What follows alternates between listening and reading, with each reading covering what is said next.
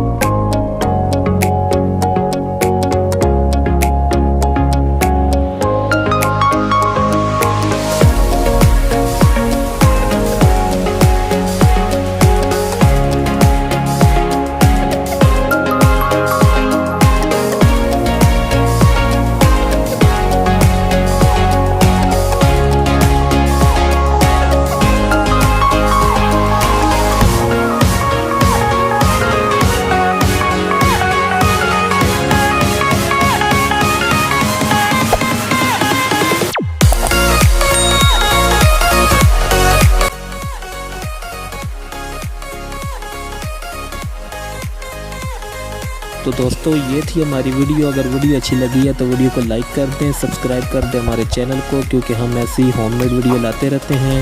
फिर मिलेंगे किसी और नेक्स्ट वीडियो में। तब